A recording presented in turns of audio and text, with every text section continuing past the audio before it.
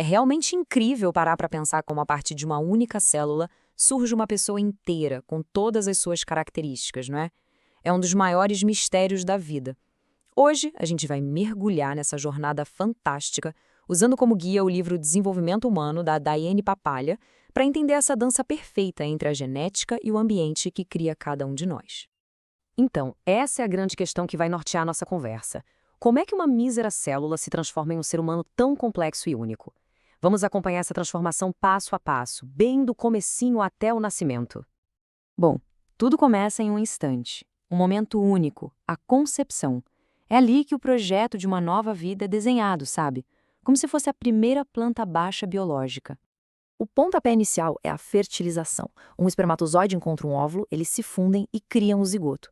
E essa primeira célula, ela já é extraordinária, porque ali dentro já está o manual de instruções genético completinho, com metade da informação de cada um dos pais para construir um ser humano do zero.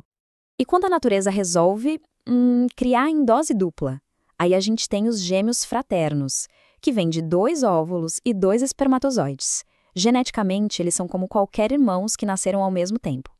E do outro lado temos os gêmeos idênticos, que surgem quando um único zigoto se divide em 2. Eles compartilham, em geral, o mesmo DNA. É fascinante, né?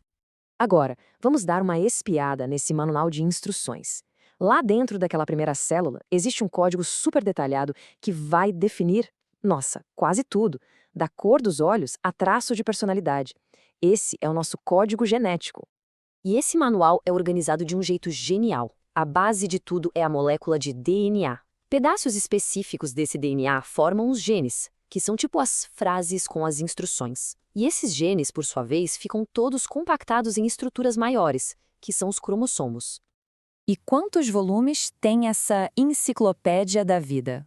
Bem, quase todas as nossas células têm 46 cromossomos, organizadinhos em 23 pares. 22 desses pares, os autossomos, cuidam das características gerais do corpo. Mas é o par de número 23 que guarda um segredo bem especial: o sexo biológico. E olha só que interessante, é o espermatozoide do pai que define o sexo genético do bebê. O óvulo da mãe sempre carrega um cromossomo X. Então, se o espermatozoide que chegar lá também tiver um X, o resultado é uma fêmea, XX. Agora, se ele carregar um Y, aí teremos um macho, XY. Tá, mas como essas instruções viram características de verdade?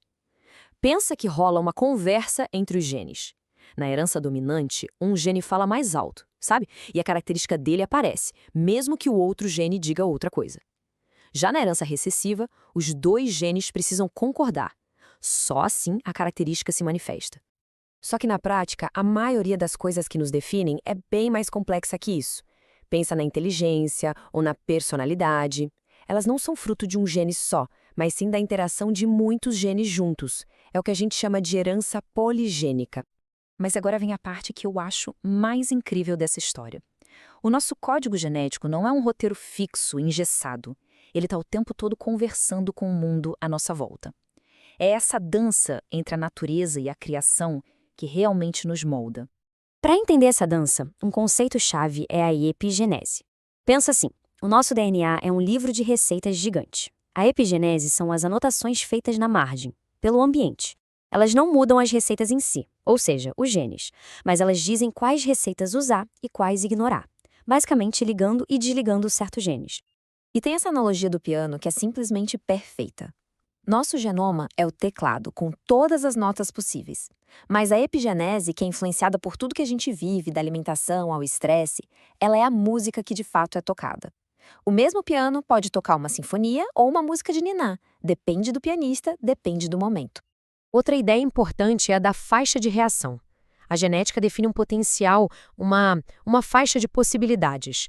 Por exemplo, os genes podem determinar que uma pessoa terá entre 1,70 m e 1,80 m de altura, mas é a nutrição e outros fatores do ambiente que vão definir em que ponto dessa faixa a altura final vai ficar. E essa interação não é aleatória, sabe? Nossos genes e o ambiente tendem a se reforçar. Isso acontece de 3 jeitos. Primeiro, de forma passiva. Pais músicos, por exemplo, não só passam os genes, mas também criam um lar cheio de música. Depois, a reativa. Uma criança que é naturalmente mais sociável acaba recebendo mais sorrisos e atenção, o que reforça isso. E por último, a ativa. Quando a gente mesmo, já mais velho, busca ativamente ambientes que combinam com a gente, tipo uma pessoa atlética que se inscreve num time. Agora, vamos voltar para nossa linha do tempo para ver como essa interação toda se desenrola ao longo das 40 semanas de gestação. Como aquela célula única se transforma num bebê prontinho para nascer. O desenvolvimento pré-natal se divide em 3 grandes fases. Primeiro, o período germinal, que é pura divisão celular e a fixação no útero. Depois, vem o período embrionário, uma fase supercrítica, onde os órgãos e os sistemas se formam numa velocidade impressionante. E, por fim, o período fetal, que é focado no crescimento e no refinamento de tudo que já foi construído. E aqui a gente chega num ponto que é, uau, fascinante. O feto não é um passageiro passivo.